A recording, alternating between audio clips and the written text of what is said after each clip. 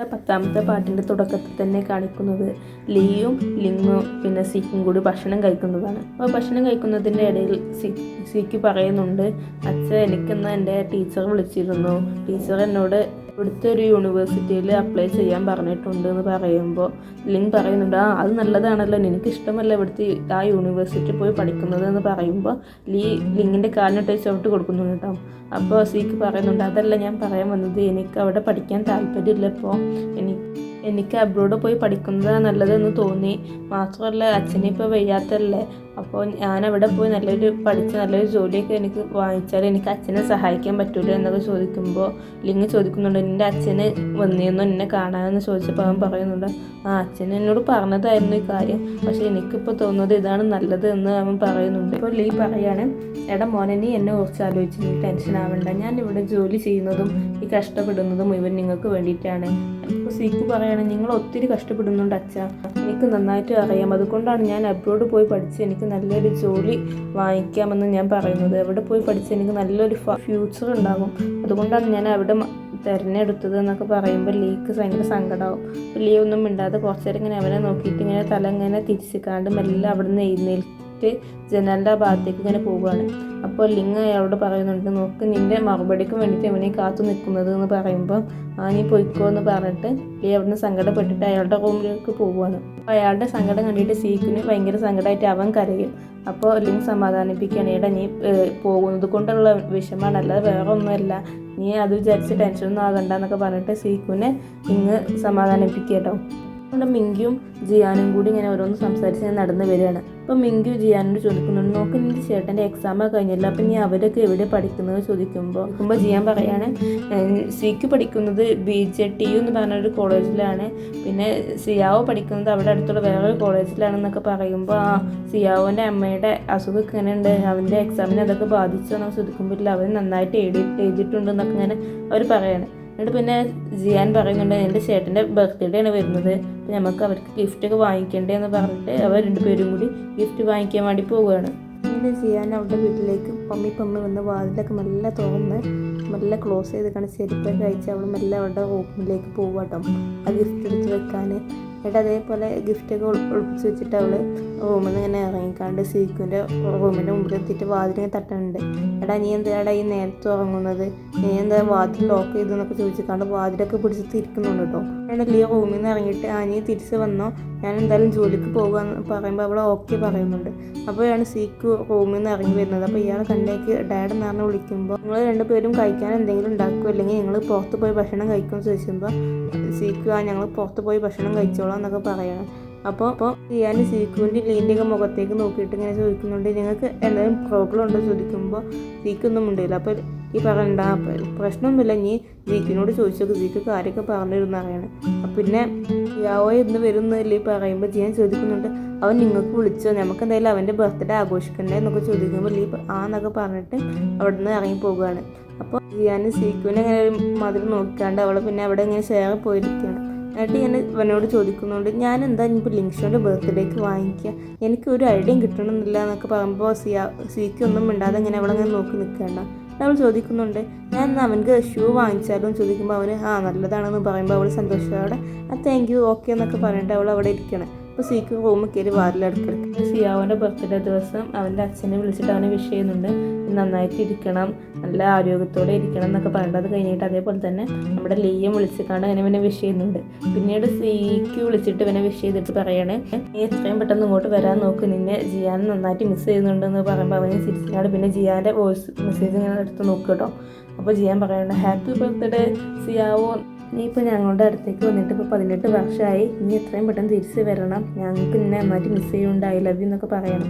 അപ്പോൾ ഇവന് ചിരിച്ചിട്ടാണ് phone cut ചെയ്യുകയാണ്. അപ്പോഴാണ് അവൻ്റെ അങ്കിൾ ഇങ്ങനെ വരുന്നത്. അപ്പോൾ ഇവന് ചിരിക്കുന്നത് കണ്ടിട്ട് അവൻ്റെ അങ്കിളിനെ നന്നായിട്ട് ദേഷ്യം വരുന്നുണ്ട്. അപ്പോൾ അങ്കിള് പറയണേ, നിൻ്റെ അമ്മ അങ്ങനെ ഒരു അവസ്ഥയിൽ കിടക്കുമ്പോൾ നീ ഇവിടെ ഫോൺ നോക്കി ചിരിക്കുകയാണോ എന്നൊക്കെ പറയുമ്പോൾ അവൻ വലിയ മൈൻഡൊന്നും കൊടുക്കുന്നില്ല. അപ്പോൾ അയാൾ പറയുന്നുണ്ട്, ഞാൻ എന്തായാലും 2 ദിവസം കൊണ്ട് പോവുകയാണ്, നീ നിൻ്റെ അമ്മയെ നന്നായിട്ട് നോക്കണം, അവൾക്ക് എഴുന്നേറ്റ് നിൽക്കാനൊന്നും പറ്റില്ല എന്നൊക്കെ പറയുമ്പോൾ അവൻ പറയണം, ഞാനും 2 ദിവസത്തിനുള്ളിൽ ഞാനും പോകുമെന്ന് പറയുമ്പോൾ അയാൾ ചോദിക്കുകയാണ്, അതെന്താ നിൻ്റെ അച്ഛൻ നിന്നെ വിളിച്ചോ എന്ന് ചോദിക്കുമ്പോൾ അവൻ പറയുന്നുണ്ട്, അതല്ല എനിക്ക് എൻ്റെ അനിയത്തിനെ കാണാൻ പൂതിയാകുന്നുണ്ട്, അവൾ നന്നായിട്ട് മിസ് ചെയ്യുന്നുണ്ടെന്ന് പറയുമ്പോൾ നന്നായിട്ട് ഇവനെ ചീത്ത പറയാണ്. എൻ്റെ അമ്മ ബാഡ് സിറ്റുവേഷനിലാണ് അവിടെ കിടക്കുന്നത്, ഒന്ന് എഴുന്നേൽക്കാൻ പോലും പറ്റാത്ത അവസ്ഥയിലാണ് അവിടെ കിടക്കുന്നത്. അപ്പോൾ നീ നിൻ്റെ സന്തോഷം നോക്കിക്കൊണ്ട് പോവുകയാണോ എന്നൊക്കെ ഇങ്ങനെ പറഞ്ഞാൽ അയാൾ ഭയങ്കരമായിട്ട് ചീത്ത പറയാം കേട്ടോ.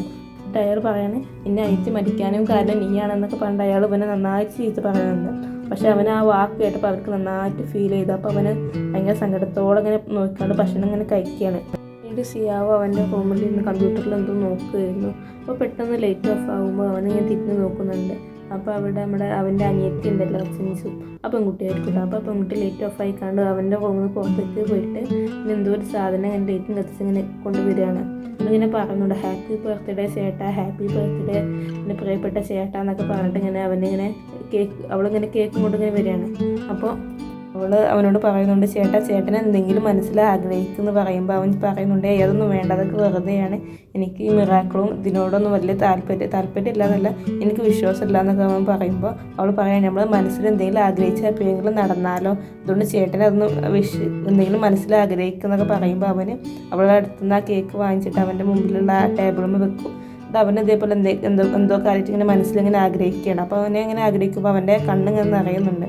അപ്പോൾ പറയുന്നുണ്ട് ചേട്ടൻ ഞാൻ ക്യാൻഡിൽ ഊതി കെടുത്തെന്ന് പറയുമ്പോൾ അവന് ഊതുകയാണ്. എന്നിട്ട് അവൾ വേഗം പോയി കണ്ട് ലൈറ്റൊക്കെ ഓൺ ചെയ്തിട്ട് വന്നിക്കാണ്ട് പറയണേ എന്നോട് ക്ഷമിക്കണം ചേട്ടൻ, ഞാൻ ലേറ്റായിട്ടാണ് ഇവിടുത്തെ ഷോപ്പിൽ പോയത്. അപ്പോൾ അവിടുത്തെ കേക്കുകളൊക്കെ കഴിഞ്ഞത്, അപ്പോൾ എനിക്ക് ചെറിയ പീസ് കിട്ടിയിട്ടുള്ളൂ, അതുകൊണ്ട് ഞാൻ ഈ ചെറിയ പീസ് കൊണ്ട് ഞാൻ വന്നു എന്നൊക്കെ പറയുമ്പോൾ അവൻ പറഞ്ഞാൽ അത് സാരില്ല, നമുക്കിത് കഴിക്കാമെന്നൊക്കെ പറയുമ്പോൾ അവൾ പറയുകയാണ് ഞാൻ എന്നാൽ ഫോർക്ക് എടുത്തിട്ട് വരാമെന്ന് പറഞ്ഞിട്ട് അവൾ അവിടെ നിന്ന് പോകുന്നുണ്ട്.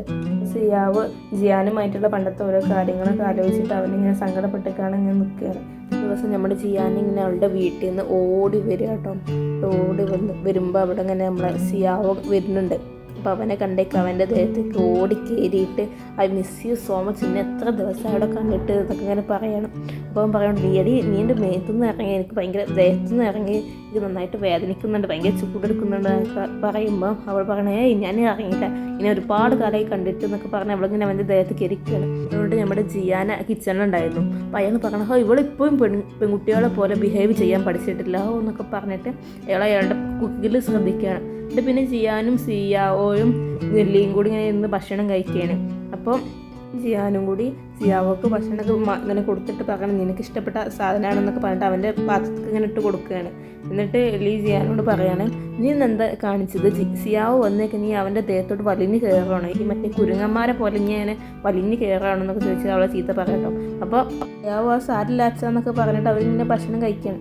അപ്പോൾ ലീ അവളോട് ചോദിക്കുന്നുണ്ട് നീ ഇന്ന് മിങ്കുവിൻ്റെ വീട്ടിലേക്ക് പോകുന്നില്ലേ എന്ന് ചോദിക്കുമ്പോൾ ജിയാൻ പറയണേ ഞാൻ പോകുന്നില്ല, എൻ്റെ ചേട്ടന് വന്നതല്ലേ, അതുകൊണ്ട് ഞാൻ പോകുന്നില്ല, ഞാൻ കുറച്ച് ദിവസം എൻ്റെ ചേട്ടൻ്റെ കൂടെ ഇവിടെ സ്പെൻഡ് ചെയ്യുകയാണെന്നൊക്കെ പറഞ്ഞിട്ട് അവരിങ്ങനെ ചിരിച്ചിട്ട് ഭക്ഷണം കഴിക്കുകയാണ്.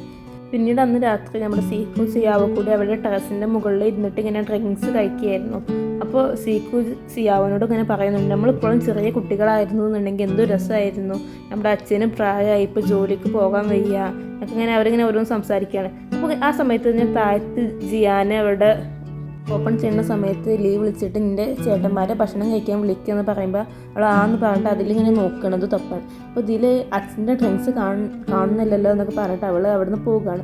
അതേ സമയം നമ്മുടെ സീക്കു യാവനോട് പറയുകയാണ് നമ്മുടെ ചെറുപ്പക്കാലം എന്തൊരു രസമായിരുന്നു, അച്ഛനും പ്രായമാവില്ല നമുക്കും പ്രായമാവില്ല, നല്ല രസമായിരുന്നു അന്നത്തെ കാലം എന്നൊക്കെ പറഞ്ഞിട്ട് സീക്കു സിയാവനോട് പറയണം എനിക്ക് എന്നോട് ഒരു കാര്യം പറയാനുണ്ട് എന്ന് പറയുമ്പോൾ സിയാവ് പറയണം എനിക്കും പറയാനുണ്ട് എന്ന് പറയും. അപ്പോൾ സീക്കു എന്നാൽ നീ ആദ്യം പറയുമെന്ന് പറഞ്ഞിട്ട് സിയാവോ അങ്ങനെ പറയാണ് ഞാനിനി സിംഗപ്പൂരിൽ പോയി പഠിക്കാൻ തീരുമാനിച്ചു, എൻ്റെ അമ്മ എപ്പോഴും നോർമലല്ല, അമ്മയ്ക്ക് ഒരാളുടെ സഹായം ഇല്ലാതെ ഇപ്പോൾ നീച്ച് നടക്കാനും പറ്റില്ല, അമ്മ മെൻ്റലി സ്റ്റേബിളും അല്ല, മാത്രമല്ല ചെഞ്ചു ഇപ്പോൾ ചെറിയ കുട്ടിയാണ്, അവളും അവിടെ തന്നെയാണ് പഠിക്കുന്നത്, അങ്കിളുടെ കൂടെ പോകുന്നില്ല എന്ന് അവളും പറയുന്നത്, അപ്പോൾ എനിക്ക് അവളെയും അമ്മയും നോക്കണം എന്നൊക്കെ ഇങ്ങനെ സിയാവ് പറയുമ്പോൾ സീക്ക് പറയാണ് അപ്പോൾ നീ നമ്മുടെ ജിയാനെ വിട്ട് പോകാൻ തീരുമാനിച്ചു അല്ലേ, എനിക്ക് എങ്ങനെയൊക്കെയായിരുന്നു അവളെയും വിട്ടിട്ട് പോകാൻ, എൻ്റെ ചെഞ്ചുവിനെ പോലെ ചെഞ്ചു എൻ്റെ അനിയത്തിയാണെന്ന് പറയാം, അപ്പോൾ ജിയാൻ എൻ്റെ അനിയത്തിയല്ലേ എന്നൊക്കെ ചോദിക്കുമ്പോൾ എൻ്റെ അനിയത്തിയാണ്, പക്ഷേ എനിക്കിതല്ലാതെ വേറെ ഓപ്ഷനില്ല, നീ എന്തായാലും അച്ഛനെയും ജിയാനെയും എന്തായാലും നോക്കണം എന്നൊക്കെ പറയുമ്പോൾ അവിടുന്ന് എഴുന്നേറ്റിട്ട് അവൻ്റെ കയ്യിലുണ്ടായിരുന്ന ഡ്രിങ്ക്സ് മുഴുവനും കുടിച്ചിട്ട്